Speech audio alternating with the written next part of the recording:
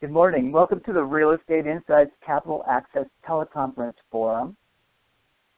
The Capital Access Conference is a monthly teleconference forum that typically features lenders and investors that actively deploy capital and industry experts that share their perspectives to keep us current in the marketplace. I'm Craig Hamilton. I run the teleconference forum each month. We have quite an interesting group of people today. I want to start by saying that if you can hear, if anybody has any problem hearing the callers or the speakers, you can hit number 1 on your phone at any time to either indicate that you're having a challenge or to ask a question. David, would you do me a favor and just hit number 1 on your phone right now to indicate that you can hear the call? Great. We've had some challenges on a couple of the calls where the microphones are on, so I always like to test that in advance. So anyway, welcome all of you to the teleconference forum. We're doing something a little bit different today. We are doing a preview of the upcoming IMN conference in Las Vegas. The IMN conference is the real estate private equity forum on land and home building. It will be held on October 7th and 8th in Las Vegas. It features hundreds of industry participants. It's always a really exciting conference. A lot of people invest some time and money in going to the live conferences, and we wanted the teleconference forum to be a way for our callers and subscribers and speakers to be able to benefit on a continual basis from the money that they invest in the live conferences and be able to network and benefit from a teleconference that precedes and follows the live conferences. So we're really happy to have a few of the speakers today from the upcoming IMN conference, and this call will run about 30 to 45 minutes. As I said before, if you have any questions for any of our speakers as they come up, just hit number 1 on your keypad, and you will have the chance to ask a question. I'll be able to see who you are, and I'll be able to direct you to the speaker. I would like to begin today. I would like to start by, first of all, thanking our sponsors, McKenna, Long & Aldrich, Seattle Funding Group, Jeffrey Demure and Associates, and Loan Oak Fund for sponsoring today's call. I'm very grateful to have their sponsorship and to allow us to have this networking time and opportunity. I'd like to start by introducing David Krause-Lehman. David Krause-Lehman is an attorney with McKenna, Long & Aldrich, a firm that has helped me in many of the projects that I've been involved with over my years in real estate. I've been involved in financing well over $1 billion worth of projects, and the McKenna, Long & Aldrich people, David and Tom Winfield at David's firm, have been instrumental in helping me with many, many of the projects. I'm very grateful to have you on board. And David will then be introducing our other speakers. So David, welcome to the call today. I'm happy to have you here. From Shop Off Realty Investments and Stephen Hagenbuckle from TerraCap Management. Let me start by introducing Bill. Bill is the president and CEO of Shop Off Realty Investments. He's got more than 35 years of real estate and investment experience, including expertise in the acquisition, development, and sale of residential, multifamily, and commercial properties. He's got a special expertise in entitling residential and multifamily projects. He's a leader in the acquisition, management, and disposition of value-added and distressed income properties. He's got more than 100 separate partnerships that he's put together and more than $1 billion in real estate transactions. Bill is a certified commercial investment member and also a member of the Urban Land Institute and the Building Industry Association. Bill, it's a pleasure to have you on today's call, and welcome to you. Thank you very much. And then our other speaker is going to be Stephen Hagenbuckle. Stephen is the managing principal of TerraCap Management, a Florida real estate investment research firm. and he's been a successful developer, builder, and investor in real estate since 1996. He's a board member for the past 10 years and a founding shareholder in Landmark Bank NA and GiantBank.com, both Florida-based commercial bank. He's a regular guest on CNBC, Bloomberg TV, and Fox to discuss real estate market trends and opportunities along with U.S. banking issues. He lectures at a number of different universities, and we are very proud and pleased to have Steve with us on the program today as well. Thank you, Steve, and welcome to you. Thank you. Appreciate it. Looking forward to it. Bill, why don't we start off with you? Why don't you tell us a little bit about what you see happening in the market today and give us some of your thoughts and insights. Thank you very much. Our view of the market, and I think people here probably similar from Steve, is that our focus, and then maybe that taints our view, but our focus is still a very, very much seeing opportunity for value add and opportunistic type acquisitions. Our firm is doesn't spend much time in buying stabilized deals that I would call kind of down the middle of the fairway. We're generally looking for something that's a little more labor intensive and opportunity to put some labor into something and get value out of that. We do that in two strategies today.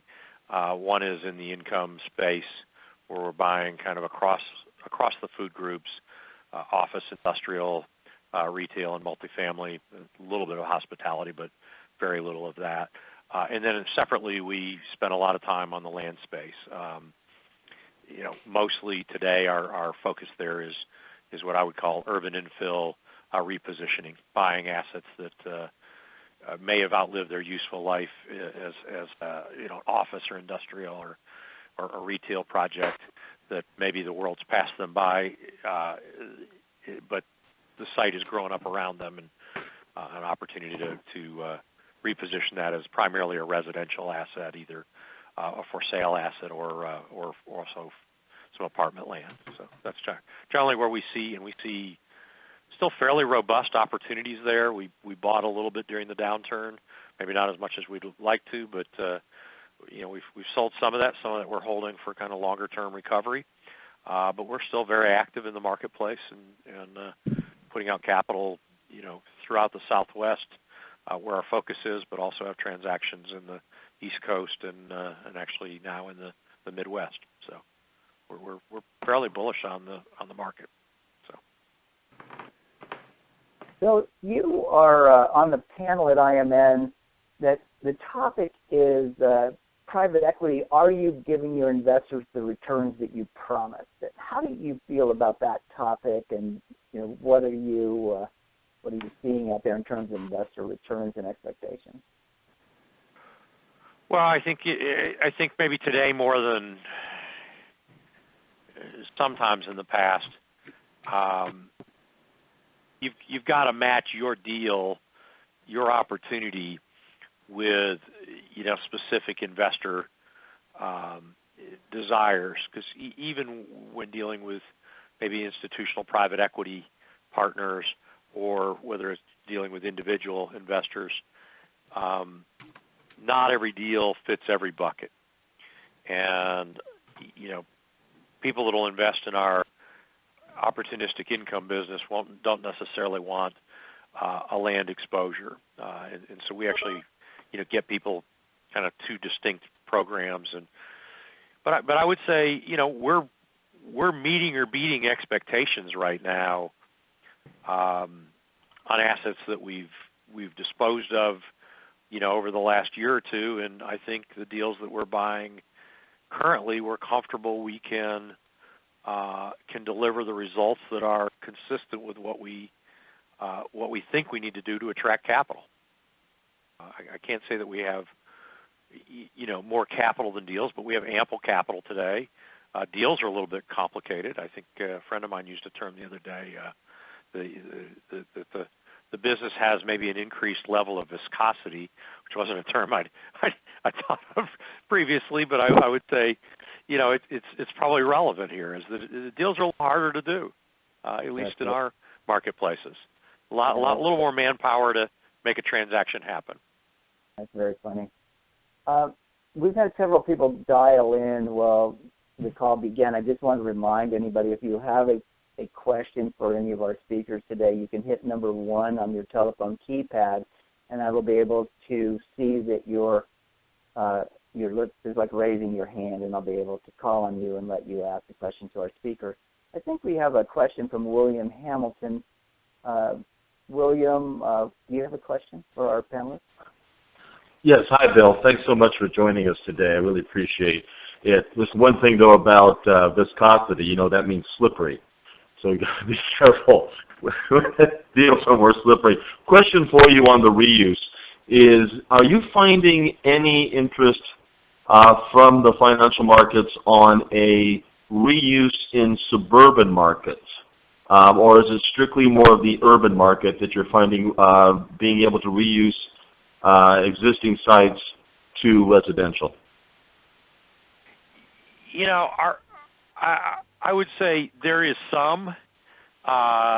We haven't spent as much energy on that, but I think it's a place that, I say we haven't spent energy, but I mean, I'm doing a project that's probably would be considered to be,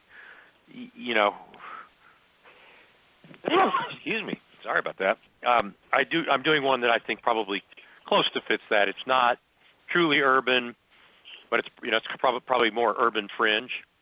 So I think, yes, I think the markets will accept that. I think where people have the hardest time today is going out and pioneering. I mean, we're just not seeing as much opportunity for our firm, not to say it's not out there, but we think we can place capital, in better locations with less risk than we could in prior cycles relative to what I think the risk-return curve is to go to, do an urban greenfield deal, or suburban greenfield, where I go out and get a large tract of land, master plan it.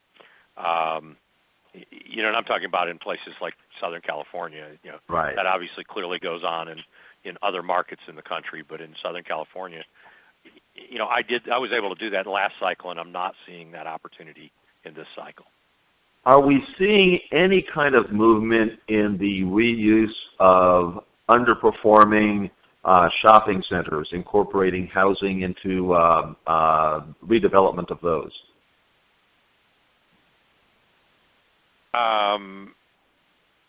Yes. I mean, we're clearly there are people. We've actually have a list of sites that we think are suitable, and they're on our radar screen to follow for the right opportunity when, leases open up and, leases expire and there's opportunity to jump on that. We haven't done one yet, but we think it's kind of the next horizon for us. Well, perhaps we could compare lists. Yeah, great. Thank you. Thanks. David, I just want to let you know, too, that Kevin McAndrews is on the line with us. He was flying in. He had an airline flight this morning. He hadn't dialed in yet, but he's available now. Great. Well, Steve, do you want to tell us a little bit about your firm and what you're seeing in the market? Sure, thanks. TerraCap Management is a private equity commercial real estate firm. I was talking to Bill earlier prior to the call. Our history is we tend to follow the opportunities, seeking the best returns possible for our limited partners. So, that shifts clearly during the cycle. So, in 2009 through 11, we were heavy into land acquisitions, opportunistically buying notes and REO properties that were formerly owned by builders or smaller builders, that had too much inventory or couldn't service the debt when their end unit sales slowed. We're now in the process of selling quite a bit of those holdings, and we're seeing, rapid ramping up of residential developments over the last couple years in Southeast. So Bill's on the Southwest, I'm on the Southeast. We're based in Florida. Florida's back to its pre-high growth years as far as population growth. There's been significant movement in the price of residential development sites. And then we transitioned in our second fund more geared towards commercial income producing properties. So Class A, B office, flex industrial, select service hotels, some multifamily, and then some select land parcels that we felt we could acquire and trade quickly to some of the larger regional or national players who survived the downturn, because in our market most of the smaller players never came back. So we completed that fund raise and acquisitions back in December. We're doing our third fund, which again, following the evolution of this particular cycle, is geared more towards value add office, Class A, B office with some flex industrial and occasional hospitality and occasional multifamily, but less opportunity in those spaces because there's been some significant price movement in those areas, as evidenced by some of the exits that we're having from the Fund 2 holdings.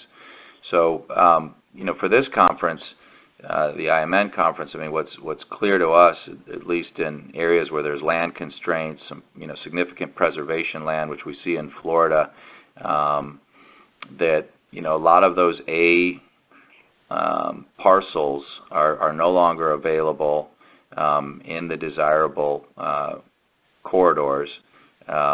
There's very, very few B parcels available, and the growth is being pushed in certain directions to what used to be the C and D locations are now becoming the B and C and new A locations. So it's interesting to watch. But I would agree with Bill. I think this cycle has longer legs than your typical cycle, largely because there has not been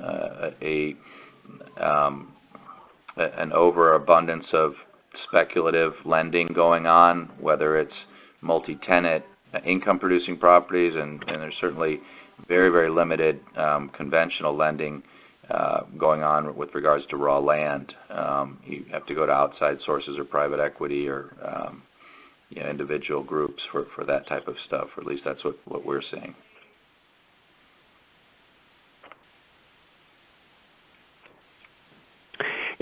And on a national level, Steve, where do you see the most future activity and opportunity?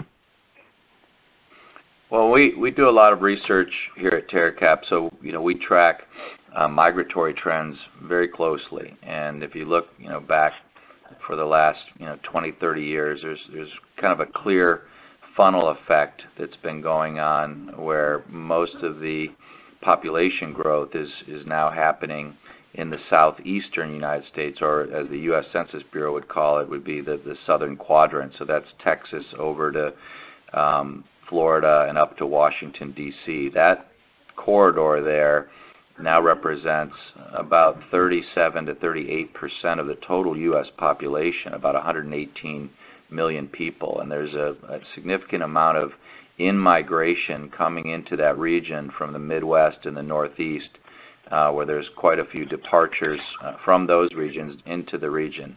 And it intensifies mostly at the bottom of the funnel, which would be Florida, which is taken in significantly more than most of the other states in the region, and slightly more than Texas. So the other thing, I think another important indicator to look at where the activity is to look at new housing starts or new housing creations. That same region represents 55 to 58% of all new housing starts in the United States, and has for the last 10 to 15 years. So, it's I think a trend that will stay. And if we look at international home buying, number one again is Florida on the international home buying front, taking over the last 5 to 8 years anywhere between 25 to 30% of all international home buying.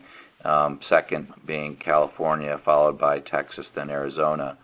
So there's a lot of activity in that region. It's sustained activity, and it just continues to grow and surpass. I think, for example, Florida just surpassed New York as now the third largest state in the country. So that happened in January of this year. So I think that's looking at the big picture. Obviously, every state, every region has opportunities. As we all know, real estate's very localized, so we've got to look and pick and choose your opportunities, and there's opportunities everywhere. But if you're going to look at the macro drivers and movers, those are some numbers that should help you. Steve, I'm sorry. Oh, go ahead. Steve, when you were talking about your panel discussion is to see the new B and moving into tertiary markets as the markets open up and as demand increases. This teleconference forum typically evolves around the availability of financing and the availability of capital. From that aspect, are you seeing what are you seeing in terms of the availability of capital in the C and now the D markets and the other areas? Or as you're going out to sell your properties, are you finding the availability of capital to your buyers being ample enough to allow for the transaction? Yeah, the answer would be no. I mean, I see a clear reluctance or hesitance to go out to those areas. And I'm not talking about areas that are far out. I'm talking about areas that could be anywhere from 1.5 miles to 5 miles out from packed development. So these are not way out there. And it's interesting because everybody wants that infill location, and financing and project partners for infill locations are plentiful, but there's a clear reluctance, much more of a reluctance to go to those C and D locations, which again are not far out and are becoming the B and Cs. It's hard. We like all of our inventory that we had that would be considered infill in, for example, Collier County and Lee County, which is Naples, Florida. Or Fort Myers area. All that inventory we had is gone, all of it. And as we just sold yesterday one of the last parcels we had in that region. So just going one county north and only being 1 mile to 4 miles outside of the next development, we're just not seeing as much activity as we would expect. And I think it's a huge missed opportunity for many folks because those are the parcels that will eventually have to be developed because we're students of land use and land use maps and what has the right future land use and what doesn't, what has the right marketing characteristics and the right land attributes to be a developable site. And we're just not seeing any movers in that area or the financing that helps them be comfortable to make the moves to those areas. I think all of a sudden there's going to be like a dam breaking loose eventually because they're running out of land in the other areas, so they're not going to have any other choices. And the big public players, as we all know, have to feed the machine, so they have to keep building houses, otherwise their sales and incomes go down. So it's a real head scratcher. Thank you. David, do you want to go ahead and introduce Kevin at this I do, yeah. Before we open it up to just general questions from the audience, let me introduce our third speaker today, Kevin McAndrews. Kevin is the Vice President of Land for LGI Homes. Since about 2003, LGI Homes has been one of the fastest growing home builders in the nation, with a focus on its market areas in Arizona, New Mexico, Texas, Georgia, and Florida. As the Vice President of Land, Kevin is responsible for acquiring, planning, engineering, and developing finished lots throughout those markets. And Kevin, welcome to the program, and we'd be pleased to hear any thoughts or comments you have on what you're seeing out in the market today. Kevin might be on mute for a minute. It'll take him a minute to get his phone off mute. He's at an airport. It's nice of him to call, and he literally just emailed me and got off an airplane. So hopefully he joins in a second. Kevin, are you around? Can you hear me? Oh, we can now. Kevin, go ahead. Can you hear me? Yes. Can you hear me now? Yes. Okay. Yes, we can. Thanks, guys. I'm sorry.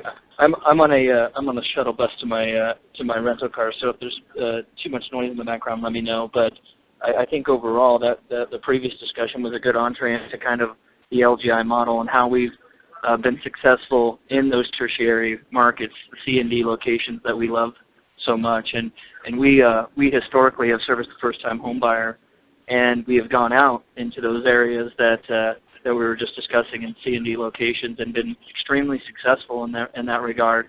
As it relates to our growth, we've hit all the markets that we were just talking about that I think Steve just noted in the Southeast, and we're just currently expanding in Georgia. Florida, Texas, of course, is our main hub of operations, and get most of our closings out of Texas. But we've noticed a similar issue even in the Southwest as it relates to the land constraints. And for us, it's been an opportunity more than anything else because our model has been premised on going out a little bit further. The old adage of drive to qualify concept has been something that we've embraced since the day we opened our doors. So we actually are fancy ourselves as a little bit different than other home builders, and we attribute that to a lot of our success. We tend to believe that we are a sales and marketing company, which happens to build houses, and that's on that basis we have highly skilled, highly trained sales associates.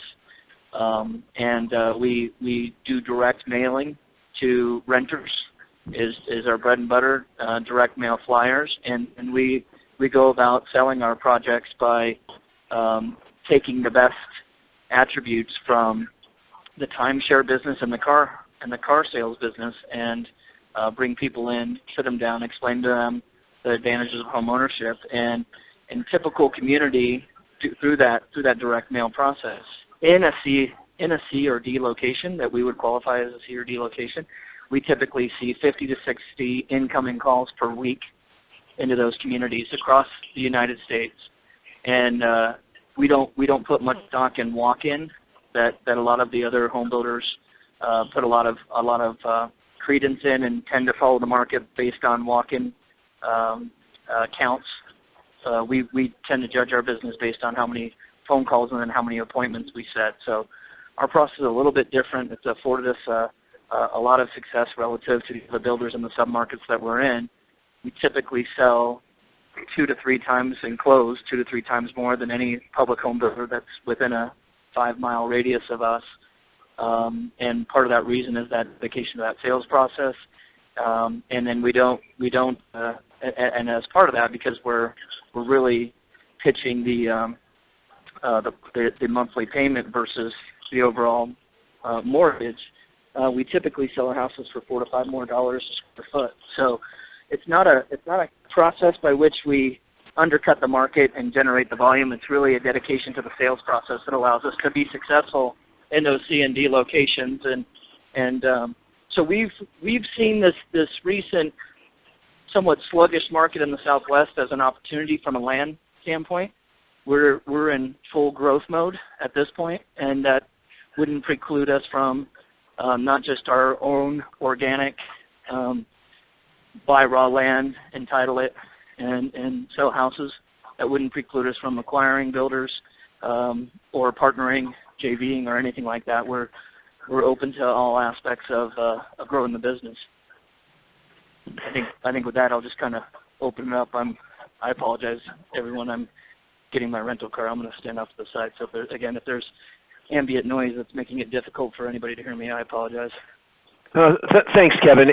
And before you get too involved in the rental car acquisition there, I do have a question for you. I wanted to follow up on some of the comments that Steve had just made before you spoke about the availability of funds and capital for your clients. So the buyers that you are marketing to are, and particularly with the focus on the areas in which you are building and selling your projects, are you finding it difficult or any restrictions in the capital markets for the funds that the buyers need to purchase the homes?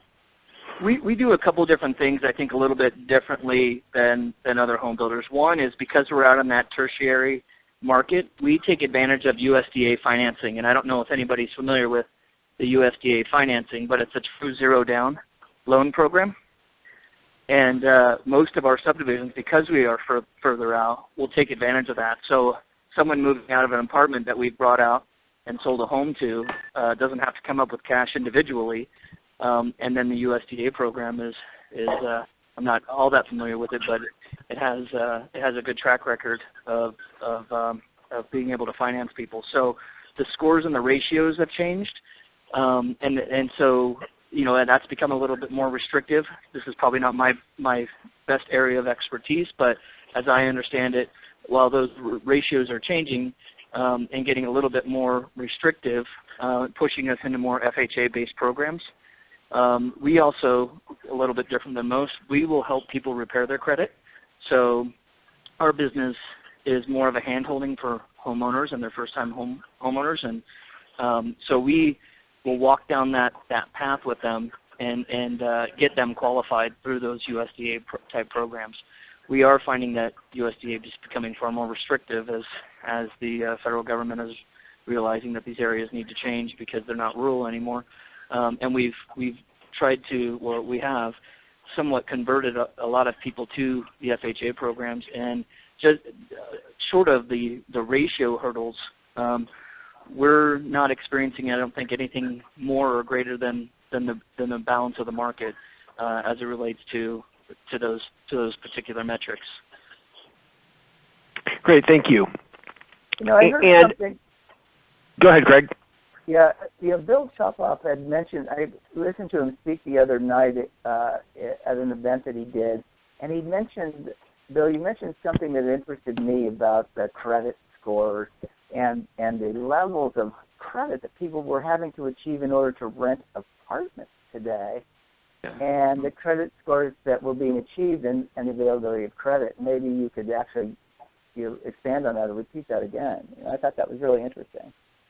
Yeah, it's particularly in the new product that's being built around the country. We've talked to several of the REIT operators, as well as our experience with several development firms, and then in particular a building that we contracted to buy, ended up not buying it, but in analyzing it, I was shocked to find.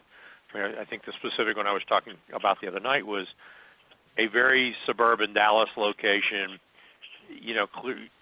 Market clearly where people could have bought homes, but were renters by choice. And, the average FICO score was something like 735, 740 for a suburban apartment building. And I was talking to one of the guys with one of the public REITs the other day at a conference I was at on the East Coast, and he said their qualifying is generally, finding credit scores well over 700. And in their urban product, their average, rent to income is about 20%. Basically, clearly people are not stretching themselves in that category. There are people who have room, and there's room for some some expansion. That's clearly not the case for every person and in every project, but anecdotally it was interesting to see that not everybody was stretching themselves and that there may be still some room for some rent growth in some of these markets. So.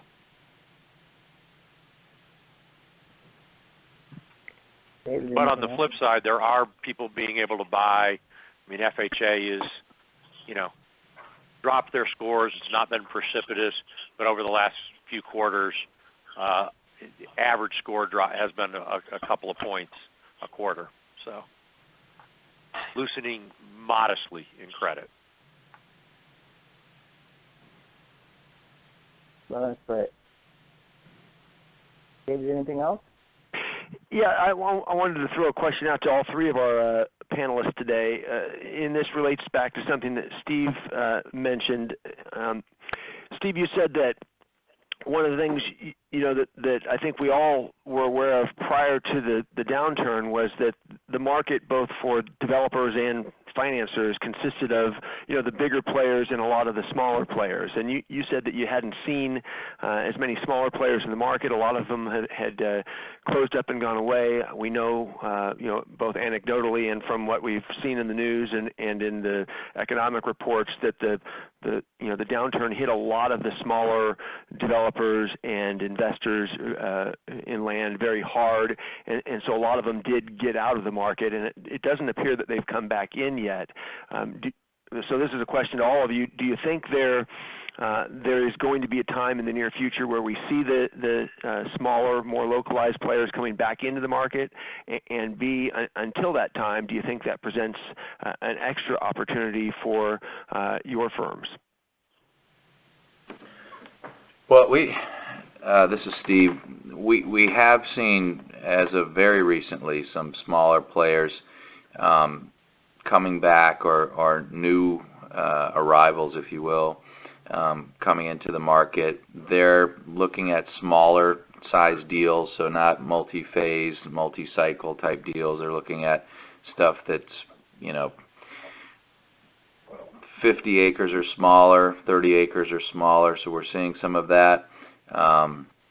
But by and large, what's happened is that because so many of the pre-existing smaller local builders went away, were crushed, and some of the banks pursued the guarantees on the holdings that they defaulted on, it put them out of business completely. What's happened is we have less buyers and less financing for what inventory is left. So the nationals have taken, and the larger regionals that survived are taking a much bigger piece of the market share in our region. So I'm referring to groups like D.R. Horton, Lennar, Taylor Morrison, those types of folks. And in our region, like larger regionals would be like Neal Communities, Stock Development, those types of groups.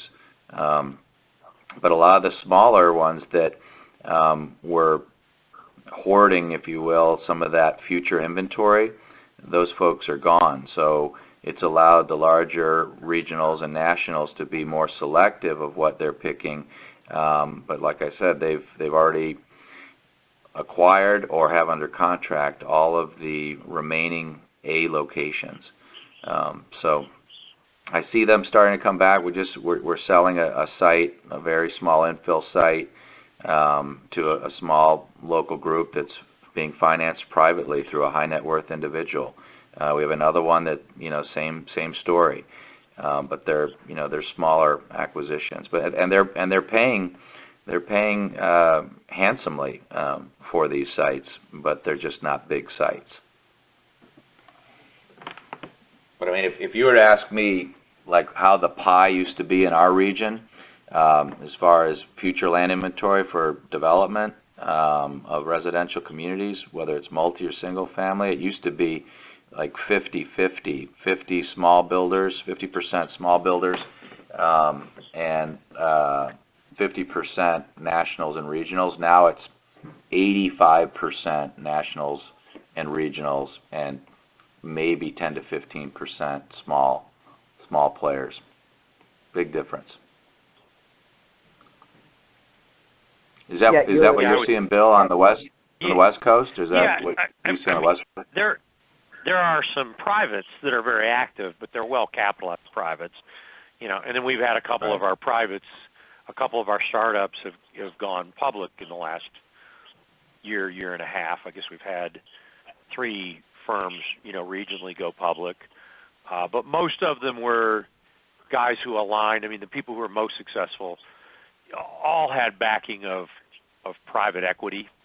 It wasn't, they weren't guys financed by their country club set. There were guys that had a higher level of sophistication and then had a private equity partner or sponsor. And I think that's been the case in a number of them. I think if you look at the successful firms in the single family for rent business that have gone public, I think with one exception, those all were seeded by private equity money. They might have had a local entrepreneur, certainly did have in several cases a local entrepreneur, but they had capital behind them. I think it's gotten tougher. We see some infill deals that are getting done by local guys, but I would say there's small unit count deals that get passed over.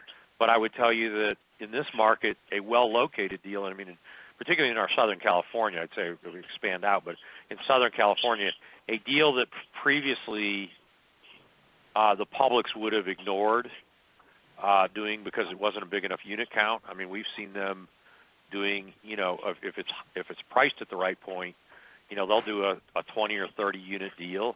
We have a project in the marketplace that's 38 units coastal, selling the land, and we've gotten a dozen bids, and 2/3 of those are from publics, and none of them from what I would call small privates. So. Yeah, on the East Coast, I remember, it wasn't too many years ago, as we all know, there were small players that could get bank financing for 50% of the land cost, non-recourse. That is just, those days are gone, and so that took a lot of buyers out of play in our area. And most of those buyers, some of them were speculators that would then in turn sell to the developers, and then some of them were the local builders. So I think, in my opinion, there's a gap. There's a great opportunity for those organizations that are, like Kevin of LGI, or interim investors that have a hold horizon of 2 to 5 years on some of these B, C, and D locations, to come in and attain them from the guys who bought them for 20 cents on the dollar of the note values, and carry them till that market's ripe for development, or just go straight into a very creative and obviously sounds like successful program like what Kevin has. I think that's they've got and this isn't a plug for Kevin's group because I've never met Kevin, but I think their model is very smart and very well timed, and it sounds like their results are supporting those comments. Yeah, that's right. I mean, I think to your point, I mean, we did time it correctly. We made the decision to go public in November of last year, anticipating some constraint on our capital position, and if we continue to operate the way we were operating. And so we did public, and that allowed us a variety of additional capital sources and to fuel the growth.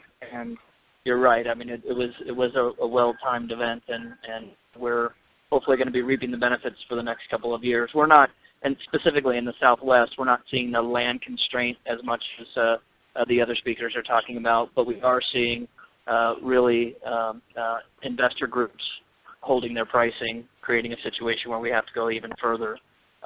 That's really the challenge in our world in the Southwest. And actually, Kevin, you and and Stephen are on the same panel at IMN, right? The B and C panel. I think you're both together there on October 7th and 8th. Yeah. Yeah, I think I'm moderating it, and Kevin's on the panel. Correct. Yeah. Perfect. Are you guys looking forward to the conference? Definitely. I think one of our main backers, Texas Capital, is also attending the event.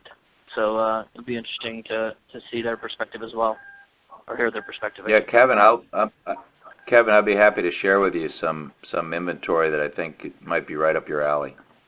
That'd be fantastic. Always looking at deals. I'm a deal junkie, obviously. That's why I do what I do. So.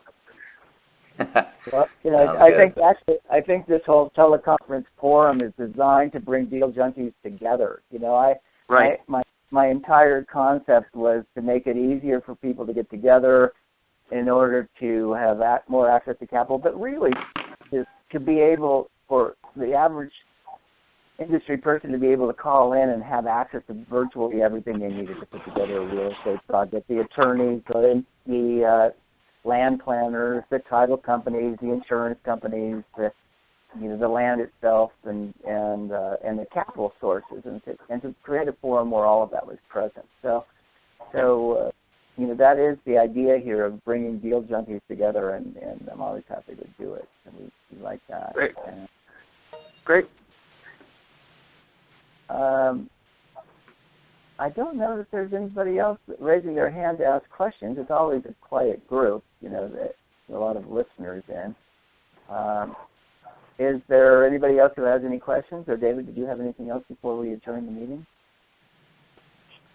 I don't think I have any other questions, Craig, unless you've got some other callers who see that you can see have questions on the line. And with that, I think that we'll just wind up the call, and I appreciate you all joining us today. I know that we had a lot of new callers on the line today that hadn't previously been on the call. Remember that there is anybody who hasn't yet signed up for IMN conference, if you're planning on going, there is a discount code that will save you 20% off the IMN conference fee. The discount code is CH20. So if you go to IMN and you enroll in that in the conference, you'll save 20% on the fee, and that by itself is worth about $300. So that's a significant savings. So don't forget to use the code if you do sign up for it. And in the meantime, thank you all for joining the call, and I hope that you join us again next month in October when we do the Capital Access call once again. I appreciate your attendance here today and your questions and your enthusiasm and your contributions. So thank you all for joining us today. Thank you. Yeah, thank you, everyone. Thank you. Appreciate it. Thank you. Appreciate it, Craig. Take care. Bye. Thank you, Craig. Bye-bye.